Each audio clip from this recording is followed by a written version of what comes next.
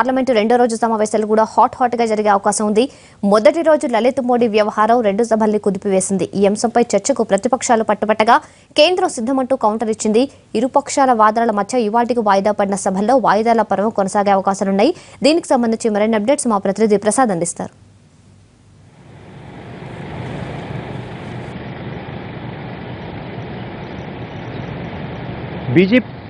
BJP నేతృత్వంలోని NDA ప్రభుత్వం చేస్తున్నటువంటి ప్రయత్నాలు చాలా గట్టిగా ఉన్నాయి. అదేవిధంగా కాంగ్రెస్ పార్టీ నేతృత్వంలోని యూపీఏ భాగస్వామ్య పక్షాలు ఇతర వామపక్షాలు చేస్తున్న డిమాండ్లకు తలగ్గే ప్రసక్తే లేదన్న అంశాన్ని బీజేపీ చాలా గట్టిగానే చెప్పింది. మరి కొద్ది నిమిషాల క్రితం పార్లమెంట్లో బీజేపీ పార్లమెంటరీ పార్టీ సమావేశం కూడా కొనసాగుతుంది. కాంగ్రెస్ నేతృత్వంలో ఉన్నటువంటి ప్రతిపక్షాలు అదేవిధంగా ఇతర అనేక పక్షాలు చేస్తున్న డిమాండ్లను ఏ రకంగా సమర్థవంతంగా ఎదుర్కోవాలనే అంశంపై బీజేపీ ఎంపీలందరికీ కూడా ఒక వ్యూహరచన చేసేందుకు గాను ఈ సమావేశం ఏర్పాటు చేసుకోవడం జరిగింది. ప్రధానంగా రాష్ట్రాలకు సంబంధించిన అంశాలను పార్లమెంట్లో చర్చించరాదన్న సాంప్రదాయానికి విరుద్ధంగా కాంగ్రెస్ పార్టీ చేస్తున్నటువంటి డిమాండ్లను సమర్థవంతంగా ఎదుర్కోవాలి, అందుకు ప్రతివ్యూహాలు కూడా రచించుకోవాలన్న అంశంపై బీజేపీ నాయకత్వం ఇప్పటికే తన వ్యూహాలను సిద్ధం చేసుకుంది. ఆ మేరకు అస్సాము, కేరళ అదేవిధంగా హిమాచల్ ప్రదేశ్లో జరిగినటువంటి ఉత్తరాఖండ్లో జరిగినటువంటి అనేక కుంభకోణాలను కూడా దానికి సంబంధించిన అంశాలను కూడా సిద్ధం చేసుకొని ధీటుగా ఎదుర్కోవాలన్న అంశంపై బీజేపీ ప్రభుత్వం సిద్ధంగా ఉంది. దీనికి సంబంధించి వ్యాపం సంబంధించి కేవలం రాష్ట్రాల్లో జరిగిన అంశం కాబట్టి పార్లమెంట్లో చర్చించరాదనే అంశానికే బీజేపీ కూడా కట్టుబడిందన్న అంశాన్ని పలుమార్లు ఇప్పటికే చెప్పడం జరిగింది. అయితే ఇందుకు నిన్న ఉదయం కాంగ్రెస్ పార్టీ లోక్సభ చెందినటువంటి సభ్యులంతా కూడా పార్టీ అధినేత్రి సోనియా గాంధీ నేతృత్వంలో సమావేశమయ్యారు. అందుకు వ్యూహాన్ని కూడా రచించుకోవడం జరిగింది. ఈరోజు కాంగ్రెస్ పార్టీ యొక్క వ్యూహం ఏ రకంగా ఉండబోతుంది, ఏ రకంగా బీజేపీ నేతృత్వంలోని మోడీ ప్రభుత్వాన్ని ఏ రకంగా ఎదుర్కోవాలి, నిలదీయాలన్న అంశంపై కాంగ్రెస్ పార్టీ చెందినటువంటి ఎంపీ గుత్తా సుఖేందర్ రెడ్డి మనతో ఉన్నారు. ప్రధానంగా సార్, కాంగ్రెస్ పార్టీ వ్యూహం ఏ రకంగా ఉంది? ఎందుకంటే ఇది కేవలం రాష్ట్రాలకు సంబంధించిన అంశమే కాబట్టి పార్లమెంట్లో చర్చించరాదన్నది వాళ్ళ అభిప్రాయం. వాళ్ళ గట్టిగా అది కూడా చెప్తున్నారు. మీరు ఏ రకంగా దీన్ని సమర్థవంతంగా ఎదుర్కొనేందుకు ప్రయత్నం చేస్తున్నారు? బీజేపీ పార్టీ ద్వంద్వ విధానాలను అవలంబిస్తూ ఉన్నది. సంవత్సరం క్రితం వరకు అది ప్రధాన ప్రతిపక్షంగా ఇటు రాజ్యసభలో కానీ అటు లోక్సభలో కానీ వ్యవహరించింది. గతంలో జరిగినటువంటి మహారాష్ట్రలో ఆదర్శకు సంబంధించినటువంటి కేటాయింపుల విషయంలో కావచ్చు, ఇతర రాష్ట్రాల్లో జరిగినటువంటి పలు స్కాముల పేరుతో ఆరోపణలు చేసినప్పుడు చాలా సందర్భాల్లో పార్లమెంటును స్తంభింపజేసినటువంటి ఘనత బీజేపీకి దక్కింది. ఇవాళ అధికారంలో ఉన్నారు, అక్కడ ప్రతిపక్ష నాయకులుగా ఉన్న వాళ్ళే ఇవాళ తిరిగి రాజ్యసభలో అరుణ్ జైట్లీ గారు ఆనాడు ప్రతిపక్ష నాయకుడు, ఈనాడు మరి రాజ్యసభ నాయకుడు, వారు ఇవాళ రాష్ట్రాలకు సంబంధించిన విషయాలు చర్చించొద్దు అనేటువంటి ఒక కొత్త సూత్రీకరణ తేవడం అనేటువంటిది బీజేపీ ఆత్మశోధనలో ఉన్నది మరి అనేటువంటి దానికి ఒక ఉదాహరణ మాత్రం. మీ వ్యూహం ఎలా ఉండబోతుంది? కాబట్టి మేము పార్లమెంటరీ వ్యవస్థలో భాగస్వామ్యంగా ఉన్నటువంటి పార్లమెంటరీ రూల్స్ అండ్ రెగ్యులేషన్స్కి అనుగుణంగానే మేము అడ్జర్న్మెంట్ మోషన్ ఇస్తాము. అడ్జర్న్మెంట్ చాలామంది అంటారు, అడ్జర్న్మెంట్ మోషన్ ఇచ్చినప్పుడు చర్చ జరగాలి కదా, మీరు చర్చకి ఎందుకు వద్దంటున్నారు? మేము చర్చకి ఎప్పుడు వ్యతిరేకం కాదు. అడ్జర్న్మెంట్ మోషన్ అనేటువంటిది సాంకేతిక పరమైనటువంటిది. ఏ అంశాన్నైనా మేము లేవనెత్తాలంటే స్పీకర్ గారు అడుగుతారు, మీరు ఏ పద్ధతిలో వచ్చినారు, ఏ రూల్ ప్రకారం మీరు మాట్లాడారు. అందుకని మేము అడ్జర్న్మెంట్ మోషన్ ఇస్తాము.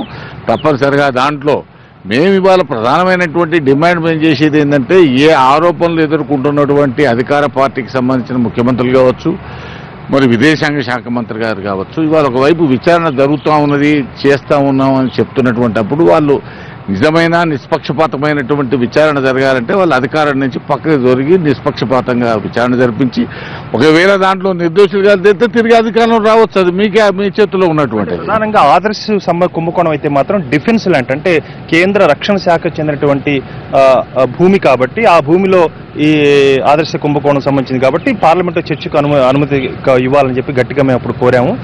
ఇది వ్యాపం అన్నది కేవలం రాష్ట్రానికి మధ్యప్రదేశ్ రాష్ట్రానికి సంబంధించిన అంశం కాబట్టి ఇది వాళ్ళు చేస్తున్న డిమాండ్ సహేతుకం కాదన్నది ప్రభుత్వం యొక్క వాదన. అది కూడా కరెక్ట్. వారు మాట్లాడే దాంట్లో కొంత అర్ధరహితమైనటువంటి విషయాలు ఉన్నాయి. గవర్నర్ గారిని ఎవరు అపాయింట్ చేస్తారండి?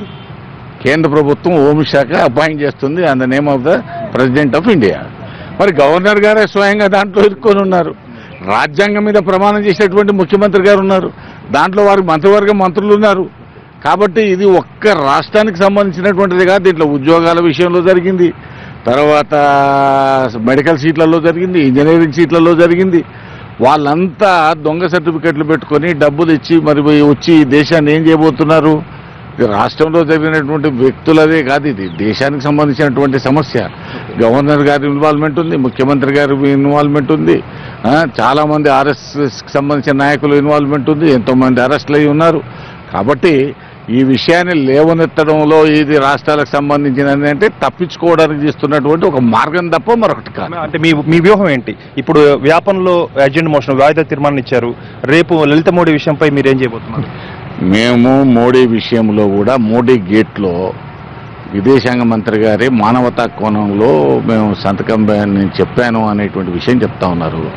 ఒక మానవతా కోణంలో లేదది.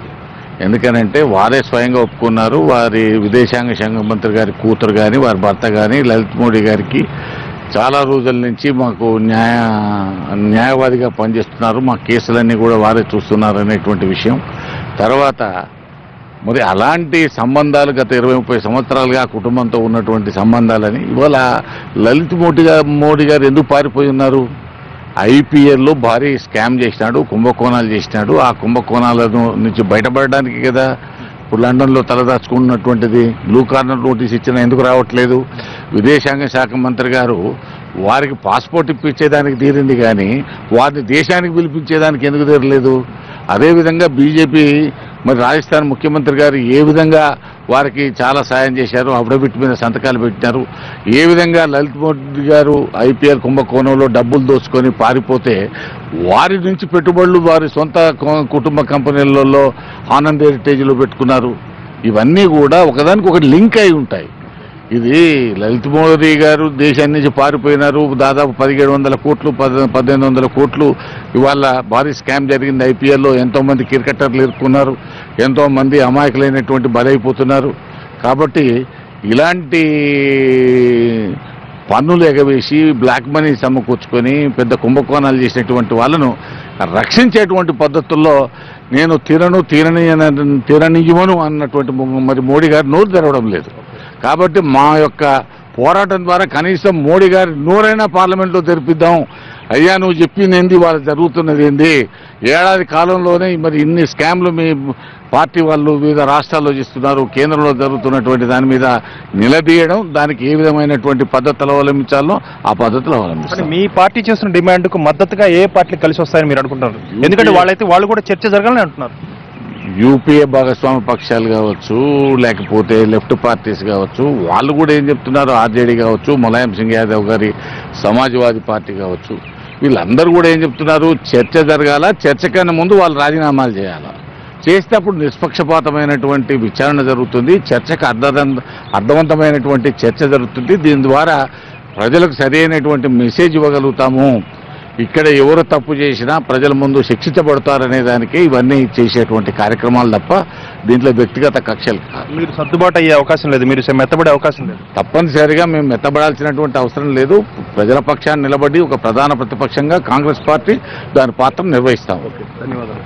ఒకవేళ ఇదే ప్రతిష్టంభన కనుక కొనసాగితే బీజేపీ కూడా తన వ్యూహాలను సిద్ధం చేసుకుంది. భూసేకరణ బిల్లుకు సంబంధించి కూడా ఇక రాష్ట్రాలకే అధికారం ఇచ్చే అంశం కూడా ఎలా ఉంటుందన్న అంశంపై కూడా బీజేపీ నాయకత్వం ఆలోచిస్తున్నట్టుగా పార్టీ వర్గాల నుంచి అంతున్న సమాచారం బట్టి తెలిసింది.